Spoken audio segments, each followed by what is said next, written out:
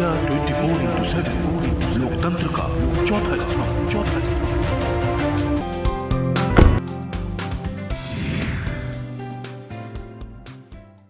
आदाब, मैं हूं आपका दोस्त मारूफ रजा और हर बार की तरह मेरे साथ एक खास शख्सियत मौजूद है और वजह भी है क्योंकि इंडिया इस्लामिक कल्चर सेंटर का चुनाव सर चढ़ के बोल रहा है। बारिश हो रही है लेकिन इस बरसात के मौसम में चुनावी दौरे भी बिल्कुल टपाटप और दनादन हो रहे हैं। जी हाँ, और इस वक्त मेरे साथ मौजूद है ख़ास मेहमान जो कि दावेदार हैं इंडिया इस्लामिक कल्चर सेंटर में सदर के ओहदे के लिए, यानी प्रेसिडेंट के लिए, अध्यक्ष के लिए। जी, मैं बात कर रहा हूँ एम आसिफ हबीब साहब की। पूछेंगे उनसे क्या करें, उनकी कैसी दावेदारी है, कैसी जिम्मेदारी है, क्या विज़न है, क्या मिशन है और किस वजह से वो चुनाव में आए। आपका खैर मकदम में स्वागत है। शुक्रिया शुक्रिया। आसिफ साहब, आप एक बड़े बिजनेसमैन हैं, कामयाब बिजनेसमैन हैं। ये ख्याल कि चुनाव में आना है, हालांकि मेंबर आप पहले भी रहे हैं, कैसे आ गया और क्यों आ गया, क्या वजूहत लगती है आपको? एक तो हम आपको करेक्ट कर दें, हम बड़े बिजनेसमैन नहीं, लेकिन हाँ कामयाब बिजनेसमैन। जी। कामयाब इसलिए कह सकते हैं कि हम खुद मुख्तलिफ कारोबार करते हैं और वो सारे कारोबार 10 साल, 20 साल, 15 साल, 25 साल पुराने, 30 साल पुराने हैं जी। और ये किसी भी फाइनेंशियल इंस्टीट्यूशन के मदद से नहीं है। जो भी कुछ है खुद का कमाया हुआ सरमाया है जी। और उतना ही काम करते हैं या उतना ही एक्सपेंशन करते हैं जिससे जितने में हमको जितना पैसा हमारे पास है जी, उससे ज़्यादा नहीं करते। तो इसलिए ओवर एग्जैजरेशन या ओवर एक्सपेंशन ऑफ बिजनेस नहीं करते हैं जी। तो उस लिहाज से आप कह सकते हैं हाँ कामयाब बिजनेसमैन है। और बाकी जहाँ तक सवाल ये है कि हम क्यों इस इलेक्शन में आए हैं या क्या मकसद है या क्या मकसद की वजह से आए हैं, वो सिर्फ इसलिए कि हमारी उम्र तकरीबन 57 साल हो चुकी है जी। और पिछले 35 साल से हम बिजनेस कर रहे हैं और तकरीबन 22-22.5 साल की उम्र से बिजनेस कर रहे हैं जी। और अल्लाह का शुक्र है इस 35 साल में जितना हमको अपनी ज़रूरत के लिए, जो हमारी ज़रूरत थी, जितना अपनी ज़रूरत के लिए पैसों की ज़रूरत थी या असासे की ज़रूरत थी, वो अल्लाह ताला ने हमको नवाज दिया है और फैमिली नीड से भी हम अब फारिग हैं जी। तो हर शख्स को चाहिए कि अगर अपनी ज़रूरत से ऊपर उठ चुका है तो वो समाज को या कौम को या मुल्क को कुछ ना कुछ वापस। यानी अभी कहना चाह रहे हैं कि जिस समाज ने हमें दिया है तो अब हमारी जिम्मेदारी बनती है कि उसको लौटाएं और बेहतर हालत में लौटाएं। यही होता है और दुनिया का ये उसूल है जी। जितने भी बड़े से बड़े कारोबारी आप देखते हैं एक वक्त के बाद वो फिलैंथ्रोपिस्ट बन जाते हैं और चैरिटी का काम करते हैं, यानी कि जो सरमाया उन्होंने इकट्ठा किया है इसी दुनिया में लोगों से उसका एक हिस्सा वो वापस देने लगते हैं। तो शायद हमारे पास कोई बहुत बड़ा सरमाया नहीं वापस देने के लिए, हाँ लेकिन वक्त है और हिम्मत है, हौसला है ताकि हम खिदमत कर सकें, यही हमारा सरमाया है जी। बाकी थोड़ा बहुत जहाँ पैसों की ज़रूरत होती है तो वक्तन फ़वक्तन हम चैरिटेबल एक्टिविटीज़ में इन्वॉल्व रहते हैं, लेकिन उसको नुमाया या उसकी नुमाइश नहीं करते हैं, इसका ख़ास ख्याल रखते हैं। लेकिन वही सवाल उठता है कि जब आप मुतमईन हैं अपने तमाम कैरियर से, अपने इस कामयाब बिजनेसमैन के सफ़र से, वाई मेंबर्स भी जानना चाहते हैं, दर्शक भी जानना चाहते हैं, मैं भी जानना चाहता हूँ कि ऐसा क्या लगा एम आसिफ हबीब को कि वो इंडिया इस्लामिक कल्चर सेंटर में बतौर अध्यक्ष के, प्रेसिडेंट के चुनावी मैदान में है। देखिए, एक बात तो ये कि हम प्रेसिडेंट के नॉमिनी अभी एक महीने क्या 20 दिन पहले हुए हैं। अच्छा। हमारा नॉमिनेशन 14 तारीख को हुआ है, तकरीबन 20 दिन पहले की बात है, 20 या 25 दिन पहले की बात है। उससे पहले हम प्रेसिडेंट के नॉमिनी नहीं थे जी। लेकिन पिछले 6 महीने से मैं खुद और मेरी टीम, एक करीब 50 लोगों की टीम, अच्छा, जिसको हम कोर कमेटी कहते हैं, वो जनवरी से इस बात के लिए बड़ा कोशा है और फिक्रमंद है कि किस तरह से इंडिया इस्लामिक कल्चर सेंटर में जो तबाही हुई है, जो रुसवाई हुई है, उसमें हम लोग क्या बेहतरी का रोल अदा कर सकते हैं। और उसकी शुरुआत हम लोग ने 20 या 21 जनवरी के बाद से शुरू की। आज तकरीबन 6 महीने से ज़्यादा हो गए और मुस्तकिल हम लोग लगे हुए हैं कि किस तरह से बेहतरी हो सकती है। और बेहतरी के लिए इस तरह की सिचुएशन में अगर आप अपना कोई रोल प्ले करना चाहते हैं तो उसका तरीका ये है कि आप मैनेजमेंट कमेटी में आएँ, तभी आप कुछ कर सकते हैं। एज ए मेंबर हमको नहीं लगता कि आपकी कोई सुनवाई है। साल में एक दफ़े एजीएम होगी और उस एजीएम में आप अपनी बात रखेंगे, उसकी सुनवाई है या नहीं मालूम। लेकिन एक साल से जिस तरह से कोर्ट कचहरी और जिस तरह की गंदगी, जिस तरह के बहतान एक दूसरे पे लगते रहे हैं, इसकी वजह से हम लोग मजबूर होके हमने तकरीबन 21 जनवरी से इस मुहिम को शुरू किया और लगे हैं लगातार। ये इस मुहिम का नाम भी दिया था एक कोशिश। जी मैं उसी पे आ रहा था। और एक कोशिश ने के जो लोग हैं एक कोशिश में, उन्होंने हमको तैयार किया और हम खुद बजाते खुद अब पूरे तौर से तैयार हैं कि इस जिम्मेदारी को निभाए और इसकी बेहतरी के लिए बग़ैर इलेक्शन में लड़े। और बग़ैर इलेक्शन के लड़े हुए आप प्रेसिडेंट या किसी मैनेजमेंट कमेटी में नहीं आ सकते, तो हम सिर्फ अकेले इसकी बेहतरी के लिए कुछ नहीं कर सकते। जी मैंने अपने साथ तकरीबन अपने अलावा 12 लोगों को जोड़ा है पैनल में, और इंशाल्लाह हम सब जब जीत के आएंगे तो हमारी एक अच्छी कमेटी होगी, हमारी अच्छी एक टीम होगी जो इस सेंटर की बेहतरी के लिए काम करेंगे, जैसे पिछले 6 महीने से करते हुए आए। यानी आपकी इस एक कोशिश में कई कोशिश है और इन कोशिशों के पीछे एक बहुत बड़ा राज है कि भाई किसी तरीके से इंडिया इस्लामिक कल्चर सेंटर की बेहतरी हो। अक्सर और बारहा ये सवाल उठता है और आपकी तरफ से भी कई बार सवाल उठे, प्रेस कॉन्फ्रेंस में भी, आपके लोगों के ज़रिए भी, कि जिस नीयत से, जिस मकसद से इंडिया इस्लामिक कल्चर सेंटर वजूद में आया था, उसके अगराज़ व मकासद पर अब तक काम नहीं हुआ। कितने मुत्तफ़िक हैं और आप आए तो उन पर कितना काम कर पाएंगे?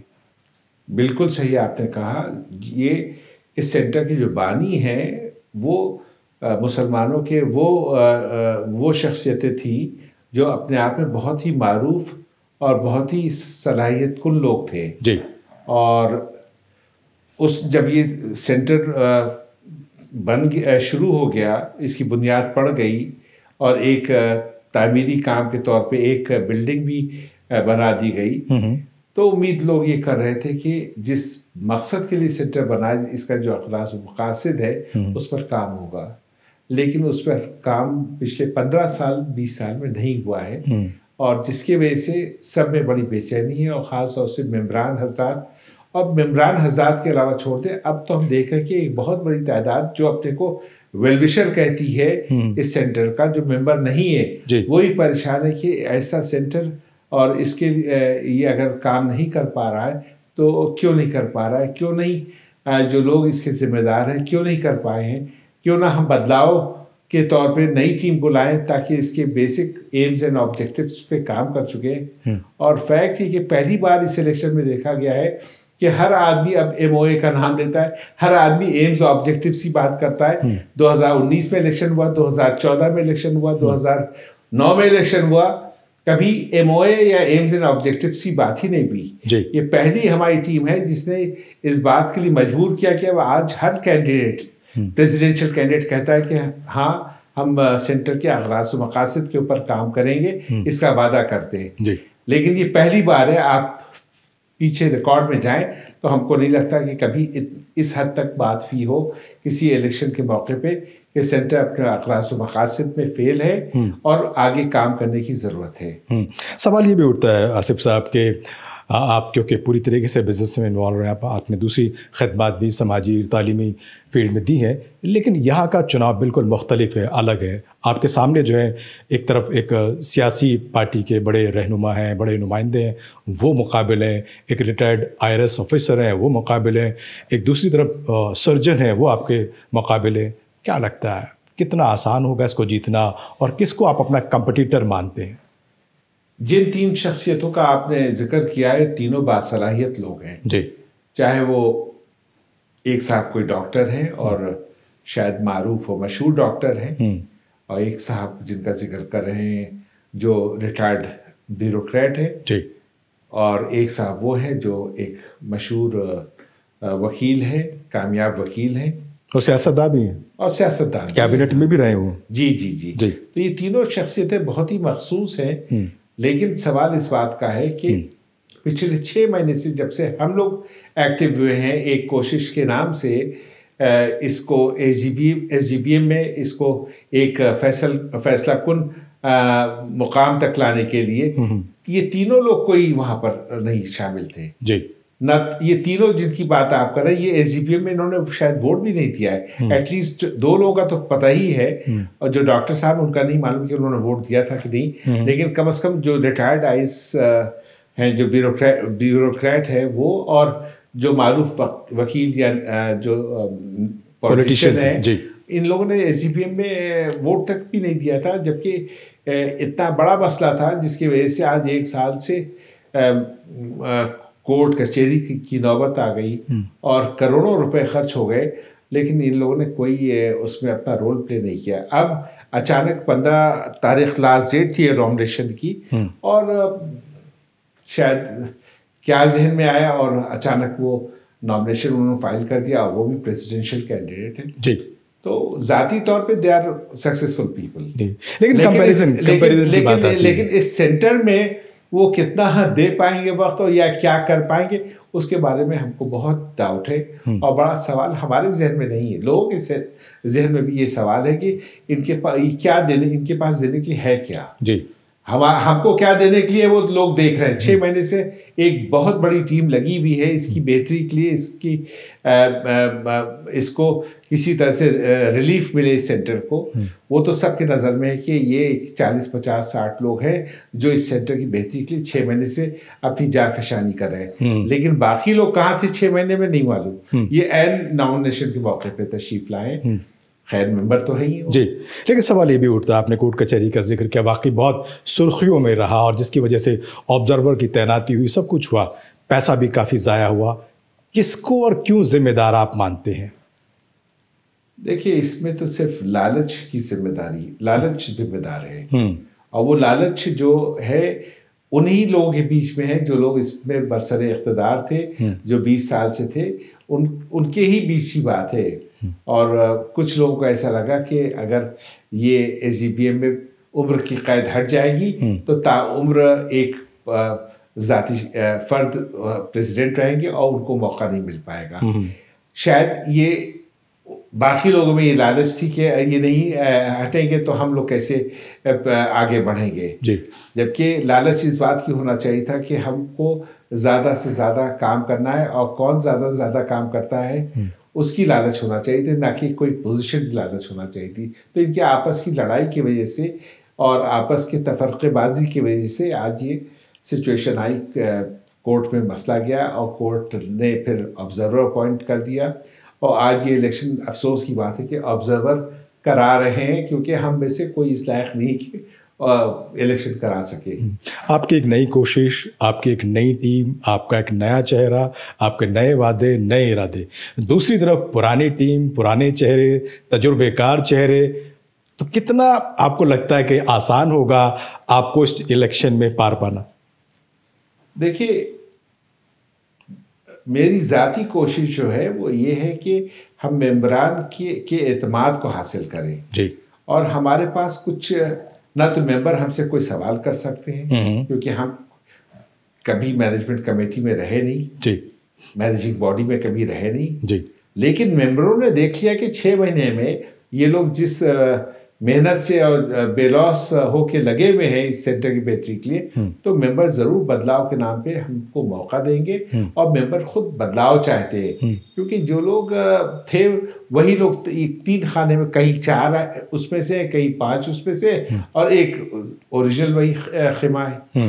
तो हमको नहीं लगता कि मेंबर इस बात को समझते नहीं है। मेंबर शायद चाहते हैं बदलाव हो, और बदलाव के नाम पे एक नई टीम आए जो इस सेंटर के लिए बेहतरी कर सके। मौसम में बदलाव आया है, देखते कि सेंटर की किस्मत में बदलाव आएगा कि नहीं आएगा। आपने मेंबर्स का जिक्र किया, मेंबर्स हर बार अपने आप को ठगा सा महसूस करता है। बगल में चिन्या मिशन है, इंडिया इंटरनेशनल सेंटर है, बाकी दूसरी और भी इस तरीके की चीज़ें और संस्था हैं, लेकिन जब हम बात करते हैं IICC की, तो वहाँ पर मेंबर्स को 1 लाख रुपए सिर्फ रजिस्ट्रेशन फ़ी के अलावा कुछ नहीं मिलता, ना उस तरह की फैसिलिटीज़ हैं, ना सहूलियात हैं। आप आए तो ख़ास तौर से डायरेक्टली मैं यूँ कहूँ कि मेंबर्स को आप क्या देने वाले? मेंबर हमेशा अपने को ठगा महसूस समझते रहे और समझ रहे हैं, इसीलिए आधे मेंबर 4000 में से तकरीबन 2000 मेंबर्स ऐसे हैं जिन्होंने सब्सक्रिप्शन फी नहीं दी और आजिज आके नहीं दिया, उनका बजन होके नहीं दिया, कहने लगे हमको फायदा क्या है, एक मेंबर की हैसियत से हमारी क्या शनाख्त है वहाँ, या हमको वहाँ क्या फैसिलिटी मिलती है, और उनको लगता है कि जो सब्सक्रिप्शन फी हम देंगे उसका क्या इस्तेमाल सेंटर करेगा ये भी पता नहीं, उसका कोई अकाउंटेबिलिटी नहीं है।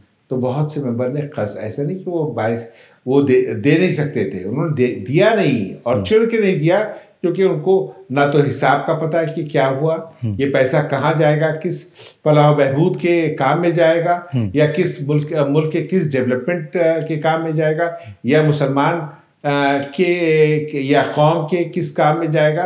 तो आजिज आके लोगों ने नहीं दिया। और फैक्ट ये है, लाइफ मेंबर्स जो हैं नॉर्मली कहीं नहीं पे करते सब्सक्रिप्शन चार्जेस। जो दूसरे तरह के मेंबर्स होते हैं वो लोग सब्सक्रिप्शन चार्जेस देते हैं। अभी हम 2 दिन पहले इस्लाम जिमखाना में थे, ठीक है, ये इंस्टीट्यूशन है, वो क्लब है, तो इसको लोग ये ना सोचें ये क्लब है, इस्लाम जिमखाना क्लब है बॉम्बे में, वो इंस्टीट्यूशन नहीं है। लेकिन फिर भी वहां पर भी पता चला कि लाइफ मेंबर्स को कोई सब्सक्रिप्शन मनी नहीं देनी है, और जो लोग टेम्पररी मेंबर्स हैं, एसोसिएट मेंबर्स हैं, उनके लिए है कि उनको देना चाहिए।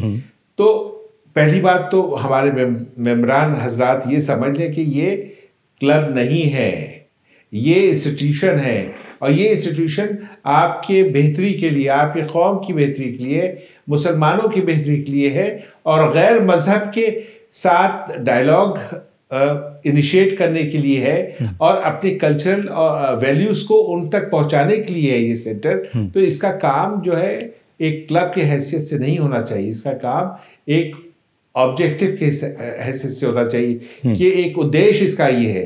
तो जो ऑब्जेक्टिव्स है उसमें फेल है, तो मेंबर को लगता है ना तो उनको खुद को कोई फैसिलिटी है और ना कोई ऐसा काम हो रहा है जिससे कौम को या मुल्क को फायदा हो रहा है। तो इसलिए मेंबर्स आजिज आके उन्होंने बहुत आधे मेंबरों ने फीस नहीं दिया, जो अब इस इलेक्शन में वो वोट नहीं कर सकते। ये अफसोस की बात है। अब रहा सवाल कि आप जानना चाहते हैं कि मेंबरों का कॉन्फिडेंस कैसे जीता जा सकता है। तो हमने मुख्तलिफ जगहों पे ये बात कही है कि मेंबर्स का एतमाद हासिल करना सबसे बड़ा सबसे पहला टास्क है हमारा, और इसके लिए हमने वक्त भी मुअय्यन कर रखा है कि पहले 3 महीने में हम मेंबर्स के एतमाद को हासिल करेंगे। मेंबर्स को शिकायत है कि वहाँ मेंबर जाए या नॉन मेंबर जाए, कोई उसमें फ़र्क नहीं दिखता, क्योंकि मेंबर्स के लिए कोई पर्टिकुलर लाउंज नहीं है, मेंबर्स के लिए कोई अच्छी रिच लाइब्रेरी नहीं है, मेंबर्स के लिए कोई ऐसा कम्युनिकेशन सेंटर नहीं है जिससे वो कम्युनिकेशन इस्टेब्लिश कर सके मेंबर सेंटर से भी या सेंटर के थ्रू और चीज़ों के साथ। तो मेंबर्स को सबसे पहले हम उनको एहसास दिलाएंगे, उनको वो एहसास दिलाएंगे कि वो मेंबर हैं, तो they should feel proud that they are member of IICC। क्योंकि आपने जिक्र किया चिन्मया मिशन और India International Centre. Chinmaya mission के बारे में तो पता नहीं मुझे ज़्यादा, लेकिन इंडिया इंटरनेशनल सेंटर के हम खुद मेंबर रह चुके हैं। 3 साल की स्टैम्प कहते हैं, एसोसिएट मेंबरशिप थी 3 साल की, जो हमने फिर कंटिन्यू नहीं किया, 2020 में कोविड के बाद ख़त्म हो गई। तो मुझे एहसास है कि अगल बगल होके ज़मीन आसमान का फ़र्क है वहाँ के सेटअप में और यहाँ के सेटअप में। जबकि वो कोई इंस्टीट्यूशन नहीं है इंडिया इंटरनेशनल सेंटर, वो ऑलमोस्ट सेमी क्लब है, लेकिन फिर भी इससे लाख गुना बेहतर इंतजामात हैं। मेंबर्स वहाँ पर जो जाते हैं वो they feel honoured to be a member of India International Centre. और हमारे जो मेंबर्स हैं इंडिया इस्लामिक कल्चर सेंटर के, वो शायद बताने में भी उनको शर्म आई कि हम वहाँ के मेंबर हैं, क्योंकि उनको वो प्रिविलेज का एहसास कराया नहीं गया है। और प्रिविलेज का एहसास तब होगा जब उनको वहाँ जाने पे वो सारी चीज़ों का एहसास हो। तो पहले 3 महीने में ज़रूर हम वो सारी बेसिक रिक्वायरमेंट्स हम मेंबर के लिए करेंगे। जैसे हमने बताया, एक लाउंज होना चाहिए जिसमें कम से कम इस तरह का माहौल हो कि वो बैठ के आपस में डायलॉग कर सके एक दूसरों से। उसमें सब्सिडाइज कॉफ़ी टी ड्रिंक्स होनी चाहिए जिससे वो बैठ सके, बात कर सके। और इसके अलावा हमको लगता है कि कुछ चीज़ें दूसरों से भी सीखना चाहिए। जैसे इंडिया इंटरनेशनल सेंटर में क्लिनिक है वीकली बेसिस पे, तो हम भी चाहेंगे कि वीकली बेसिस पे मल्टी स्पेशलिटी क्लिनिक इस्टेब्लिश हो और जो मेंबर के सीनियर हजरात हैं या किसी भी सिर्फ सीनियर हजरात क्या, कोई भी मेंबर किसी तरह का कंसल्टेशन करना चाहता है तो वो हफ्ते में एक दिन उसको पता हो कि वहाँ किस पर्टिकुलर स्पेशलिटी का डॉक्टर हाजिर है, उससे हम डिस्कस कर सके और उससे राय मांग सके। वहाँ से कोई इलाज, वहाँ से कोई दवा नहीं मिल रहा है, वहाँ पे कोई ऐसा हॉस्पिटल सेटअप नहीं, लेकिन फ्री ऑफ कॉस्ट डॉक्टर से कंसल्टेशन मिलेगा और जो मेंबर के लिए अपने आप में काफ़ी इत्मीनानकुन होगा। जी, आपने बात की तमाम सहूलियतों की, बात ये भी निकल के आती है कि वहाँ जो पूरा का पूरा जो ये ऑर्गेनाइजेशन है IICC, वो कहीं ना कहीं पॉलिटिकल आइडियोलॉजी के चक्कर में फंसा हुआ है। एक तरफ लेफ्टिस्ट है, एक तरफ राइटिस्ट है। मैं आप समझ रहे हैं अच्छे से कि BJP वर्सेस कांग्रेस है, उसमें आप बीच में आप भी हैं। क्या लग रहा है, कितना टफ है? क्या लोग वाकई जो मेंबरान हैं इस बात को समझ रहे हैं कि इस ऑर्गेनाइजेशन को, IICC को, इंडिया इस्लामिक कल्चर सेंटर को एक नॉन पॉलिटिकल ऑर्गेनाइजेशन बना करके रखा जाएगा? ये आपका जो ऑब्जर्वेशन है बहुत सही है, बहुत इम्पॉर्टेंट है डिस्कस करना, ख़ासतौर से इस इंटरव्यू में जब इलेक्शन हो रहा है और मैं खुद प्रेसिडेंशियल कैंडिडेट हूँ। तो इस पर ज़रूर हमको अपनी लाइन वाज़े करनी चाहिए, सोच वाज़े करनी चाहिए। पहली बात तो ये सेंटर नॉन पॉलिटिकल है और इसके जो एम्स एंड ऑब्जेक्टिव्स है वो किसी पॉलिटिक्स के बेसिस पे नहीं बनाए गए हैं जी। दूसरी बात ये कि आज का जो माहौल है मुल्क का, उस माहौल में ना तो लेफ्टिस्ट कामयाब हो पाए ना राइटिस्ट कामयाब हो पाए। जी, ठीक है, कुछ फ्रिंज एलिमेंट्स हैं, कुछ हिस्सा है लोगों का जो राइट विंग से जुड़े हो सकते हैं, कुछ ऐसे लोग हैं जो प्योर पॉलिटिकल हो सकते हैं। तो हमारी सोच ये है कि इस सेंटर में अगर किसी तरह की पॉलिटिकल सोच के लोग आ जाए या किसी पॉलिटिकल पार्टी का कोई शख्स नुमाइंदा आ जाए तो हमको लगता है कि इस सेंटर की बदकिस्मती होगी और फिर ये सेंटर एक पॉलिटिकल अखाड़ा बन सकता है। जी, बनेगा या नहीं बनेगा नहीं मालूम, लेकिन फिर यकीन है कि मेंबर्स भी जानते हैं कि ये नॉन पॉलिटिकल सेंटर है, वो एक्सेप्ट नहीं करेंगे किसी भी पॉलिटिशियन को या किसी भी पॉलिटिकल आइडियोलॉजी के रिप्रेजेंटेटिव को। ये बात मेंबर्स भी जानते हैं और एक नॉन पॉलिटिकल सेंटर होने की वजह से आप बहुत कुछ कर सकते हैं और आप ऑलरेडी इस सेंटर में मुख्तलिफ मजहब के लोग हैं जी, और उनका इस्तेमाल आप करें बेहतरी के लिए तो they can become your ambassadors to other religion. आपने दूसरे रिलीजन की बात करी, मैं उसी पे आ रहा था क्योंकि जिस तरीके से इंटरफेथ रिलेशन की बात की जा रही थी, आपके पैनल में भी एक कैंडिडेट है शिवेंद्र तोमर। क्या लगता है कितना आपके लिए बेनिफिशियरी हुआ, कितना बेनिफिट्स सेंटर को मिल पाएगा, क्या मैसेज देना चाहते हैं आखिर? देखिए, इस सेंटर में तकरीबन 15% मेंबर्स ऐसे हैं जो गैर मजहब के हैं, अदर देन मुस्लिम्स हैं जी। और जहाँ 15% मेंबर्स अदर देन मुस्लिम हैं तो यानी कि वो लोग किसी न किसी सोच के साथ यहाँ की उन्होंने मेंबरशिप ली है जी। और हमारे बेसिक एम्स एंड ऑब्जेक्टिव्स में ये बात बिल्कुल तयशुदा है कि हम इंटरफेथ डायलॉग करेंगे, हम अपनी इस्लामिक वैल्यूज़ और कल्चरल एक्टिविटीज़ को दूसरे मज़हब में ले जाएंगे। तो उसके लिए आपको गैर मुस्लिम मेंबर की भी ज़रूरत है मैनेजमेंट कमेटी में, जो हेल्प करेगा वो दूसरे मज़हबों तक ब्रिज कायम करने में। और हमको लगता है शिवेंद्र तोमर जैसा शख्स जो इतने सुलझे जहन का है और जो सोशल एक्टिविस्ट है, और उन्होंने अपना कॉर्पोरेट बैकग्राउंड वक्त से पहले वो वॉलंटरीली तर्क कर दिया, रिज़ाइन करके आप एज ए सोशल एक्टिविस्ट काम कर रहे हैं 2-3 साल से। तो ऐसे शख्स को हमें टीम में रखना इसलिए पड़ा कि बहुत मुश्किल से इस सुलझे हुए जहन के लोग with this kind of background you will find.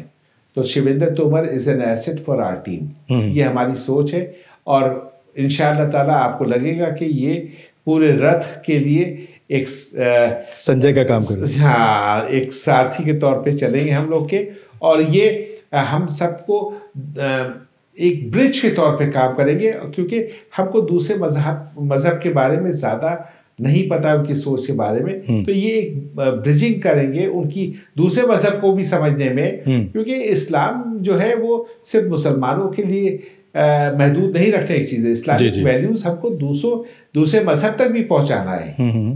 हम इस चीज़ के कायल हैं कि हिंदुस्तान एक ऐसा मुल्क है जहाँ मुख्तलिफ मजहब के लोग रहते हैं, और ये एक मुल्क एक गुलदस्ता है, और हर मजहब के लोग उस गुलदस्ता के फूल हैं। और अगर वो फूल एक गुलदस्ते में अच्छे से लगे रहेंगे तो गुलदस्ता बड़ा खूबसूरत दिखेगा। तो शिविंदर हमारे गुलदस्ते के खुशनुमा फूल हैं। खुशनुमा फूल हैं। इस हिंदुस्तान के भ्रमण को लेकर के, यानी कि आवाजाही को लेकर के लगातार आप चर्चा में, दूसरी टीमें भी लखनऊ, हैदराबाद, मुंबई दौरा कर रही हैं, किसी तरीके से मेंबर्स को अपनी तरफ अट्रैक्ट कर रही हैं, आप भी निकल रहे हैं, कैसा रिस्पांस मिल रहा है, किस तरीके से के सवालात सामने से आ रहे हैं, और क्या सॉल्यूशन निकल के आ रहा है कि आप गए तो आपको लगता है कि टीम जो है आपकी वो बिल्कुल उस ट्रैक पे चल रही है जिसकी आपको दरकार है?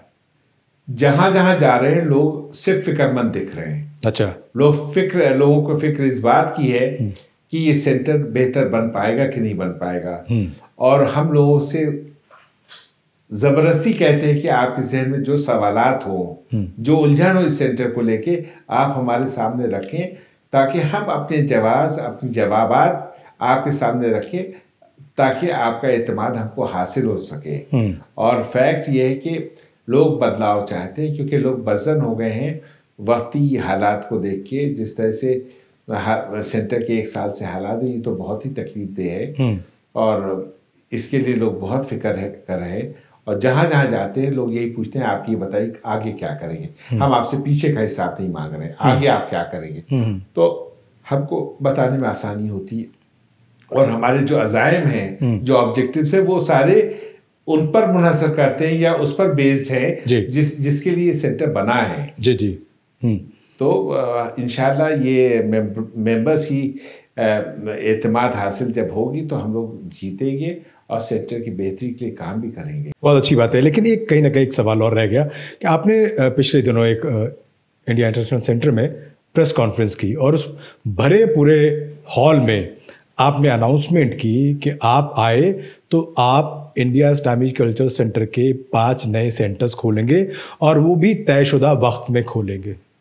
बिल्कुल सही कहा, और सिर्फ पिछले प्रेस कॉन्फ्रेंस पे नहीं कहा, हम जहाँ जहाँ जा रहे हैं, जहाँ जहाँ इंटरेक्शन प्रोग्राम हो रहे हैं, वहाँ हम ये बता रहे हैं कि भाई इस सेंटर को एक्सपेंशन की ज़रूरत है, और 5 साल के वक्त में हम 5 एक्सटेंशन एश्योर करते हैं, और 5 वो बड़े शहर हैं जैसे बॉम्बे, हैदराबाद, कलकत्ता, लखनऊ और बेंगलोर। ये 5 शहर हैं, ये बेसिकली कैपिटल है स्टेट की, जहां हम लोग चाहते हैं हर साल एक सेंटर खुले। और उसकी वजह यह है कि इस सेंटर के एम्स एंड ऑब्जेक्टिव्स सिर्फ दिल्ली के लोगों के लिए नहीं है, दिल्ली के मुसलमानों के लिए नहीं है, बल्कि ये पूरे मुल्क के लोगों के लिए, पूरे मुल्क के मुसलमानों के लिए है। तो इसका एक्सपेंशन होना ज़रूरी है। लेकिन उससे पहले इस सेंटर को हम खुद पहले सेहतमंद बनाएं, ताकि ये आगे नए सेंटर को पैदा कर सके। अगर ये सेंटर खुद हेल्दी नहीं होगा तो नया सेंटर कैसे पैदा होगा। लेकिन आपसे साहब आपने बहुत बड़ी बात कर दी, हर एक साल में एक नया सेंटर खुलना, बहुत सारे बजट चाहिए होंगे, बहुत सारे असबाब चाहिए होंगे, रिसोर्सेज चाहिए होंगे। How is it possible? देखिए, सेंटर कोई कंपनी नहीं है, और सेंटर कोई बिजनेस नहीं कर रही है। सेंटर के पास ऐसा कोई कैपिटल नहीं है कि हर स्टेट पे जाके पैसे लगा के वो वहां पर एक सेंटर की शाख या ब्रांच खोले, ऐसा नहीं है। वहीं के लोग, बहुत ज़्यादा ऐसे लोग हैं जो इंटरेस्टेड हैं कि सेंटर को एक्सपैंड होके आना चाहिए। मैं 2 दिन पहले बॉम्बे में था, और उनकी ये शिकायत थी कि सेंटर आज तक एक्सपैंड क्यों नहीं होता, आप बॉम्बे क्यों नहीं आते, आप बेंगलोर क्यों नहीं जाते। और वहाँ पर भी हमने वादा किया है कि हम ज़रूर आएंगे, लेकिन सारे वसाइल और रिसोर्सेज आप लोग को देना होगा। और लोग बाखुशी और बहुत खुशी खुशी तैयार हैं वो रिसोर्सेज को इकट्ठा करने के लिए जब इंडिया इस्लामिक कल्चरल सेंटर का नाम आएगा। अच्छा। तो सेंटर कोई पैसा नहीं लगाएगा, ना सेंटर को ज़रूरत है एक्सपेंशन के लिए। अगर महाराष्ट्र में बॉम्बे को चुना है वहाँ पे खोलने के लिए, तो यानी कि बॉम्बे के ही साहिब हैसियत लोग ऐसे हैं, वो चाहते हैं कि हम आपको रिसोर्सेज प्रोवाइड करें और आप यहाँ उसकी एक शाख खोलें, एक ब्रांच खोलें, एक एक्सटेंशन सेंटर खोलें। तो हमारा काम ये है कि इस सेंटर को हर साल एक बड़े शहर में लेके जाएं और जहाँ से सिर्फ मुसलमानों की बेहतरी की बात ना करें, बल्कि मुख्तलिफ मज़हब के लोग रहते हैं इस मुल्क पे, सबके साथ मिल के बेहतरी की बात करें। और इंशाअल्लाह ताला पहला सेंटर चाहे हैदराबाद हो चाहे बॉम्बे हो, हमको लगता है कि अगले 12 महीने में ज़रूर एक सेंटर की बुनियाद होगी और लोग भी खुश होंगे, मेंबर भी खुश होंगे और हमको भी अच्छा लगेगा कि हमने जो वादा किया उस पर हम कायम रहे। और 5 साल में 5 सेंटर की हमने बात भी नहीं की, हम हर साल एक सेंटर की बात कहते हैं, क्योंकि 12 महीने बाद आप हमको या कोई मेंबर पकड़ सके कि 12 महीने हो गए अभी तक आपका एक सेंटर क्यों नहीं खुला है। तो लोगों को 5 साल वेट करने की ज़रूरत नहीं है, हर साल हमसे पूछे क्या हुआ।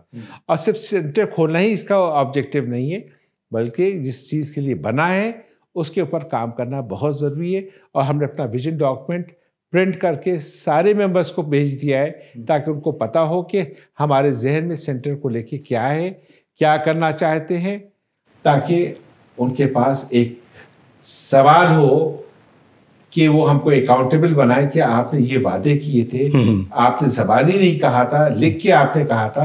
तो उस चीज़ को जहन में रख के हम लोगों को जवाब दे सके, लोग हमसे सवाल कर सके। जी, मेरा आखिरी सवाल आपसे, जाहिर सी बात है हर एक आदमी जानना चाहता है, मेंबर जानना चाहता है कि आखिर एम आसिफ हबीब साहब को क्यों लेके आए, आप किस तरीके की अपील करना चाहेंगे, किस तरीके का मैसेज देना चाहेंगे ताकि क्लियर कट उनके जहन में ये तसव्वुर हो कि हाँ ये शख्स सेंटर की बेहतरी के लिए काम कर सकेगा। देखिए, लोगों ने ये अच्छी तरह से समझ लिया है पिछले 6 महीने में मेरा बैकग्राउंड क्या है और मैं खुद क्या करता हूँ, और 6 महीने में उन्होंने मेरी मेहनत और मेरे साथ साथ उन 50-60 लोगों की मेहनत देख ली जिसने सेंटर को इस पोजीशन पे लाके रखा कि अब इलेक्शन हो जाए ताकि नई कमेटी बन जाए, नई मैनेजमेंट बॉडी आ जाए और आगे बेहतरी का काम कोई कर सके। और मेंबर्स को यही पता चल गया है कि हम जिस फैमिली से आते हैं वो बड़ी मिली और कौमी सोच की फैमिली है। और इलेक्शन में जब आप आते हैं तो आपका आगे पीछे का सारा बायोडाटा खंगाल लिया जाता है और आजकल इंटरनेट, गूगल और इंफॉर्मेशन कनेक्टिविटी की वजह से हर आदमी को हर चीज़ पता हो जाती है कि आपका क्या बैकग्राउंड है और आप क्या करते हैं, आपके क्या मामलात हैं।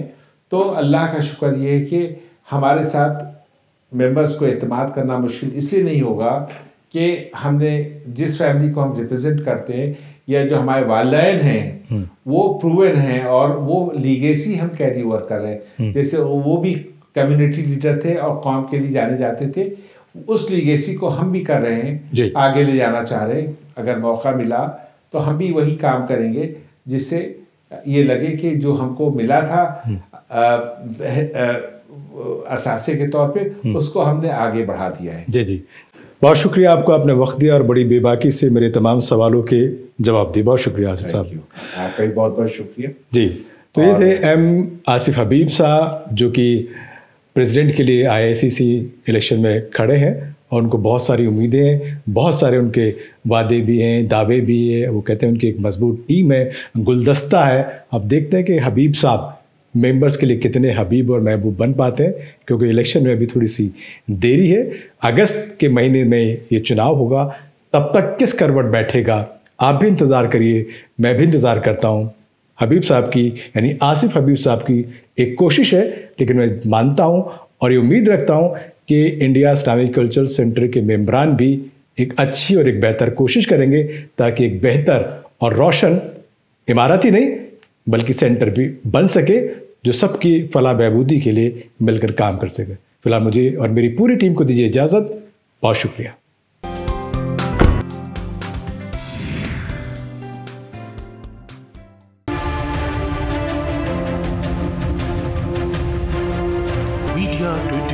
to 7.